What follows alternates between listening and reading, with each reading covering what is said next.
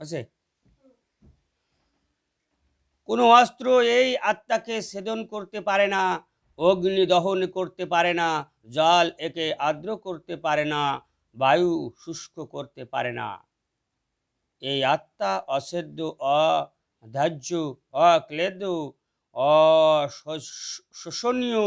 ইনি সদা বর্তমান, সুতরাং চিরস্থায়ী, সর্বব্যাপী, স্থির, অচল ও সনাতন।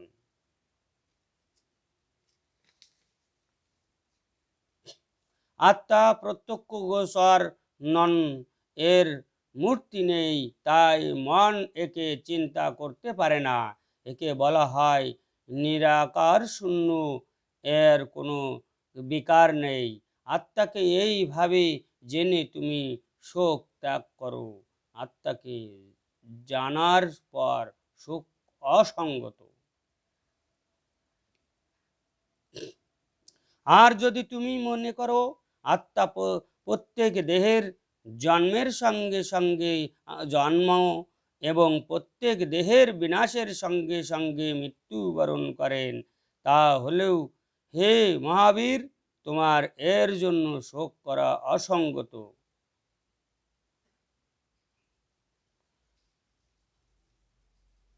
জন্ম মরণ অপরিহার্য, এর কোনো প্রতিকার নেই।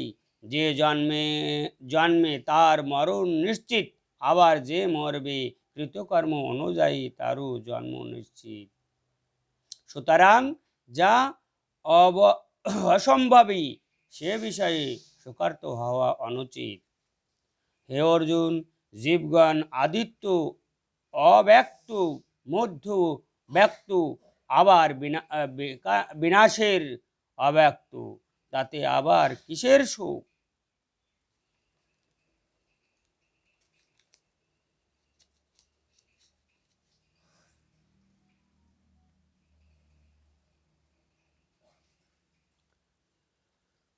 যা হঠাৎ দেখা যায় তা অভূত, এবং যা এর আগে দেখা হয়নি তাই আশ্চর্য।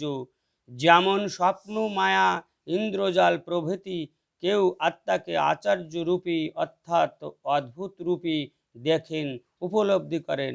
অন্য কেউ দেখে যা বলেন তাও অদ্ভুত অর্থাৎ আশ্চর্য, বোধগম্য হয় না বলে জ্ঞানাতীত উপদেষ্টার মুখে আত্মতত্ত্ব অদ্ভুত রূপে জানেন, অর্থাৎ শুনেও তাদের আত্মোপলব্ধি হয় না। এর কারণ আত্মতত্ত্ব অত্যন্ত দুর্জয়, সকলের কাছেই আত্মা বিস্ময় বস্তু মাত্র। যাদের আত্মদর্শন, আত্মার সাক্ষাৎকার, আত্মোপলব্ধি হয়, তারা আত্মাকে আশ্চর্যবোধ কিছুই বলে বোধ করেন না।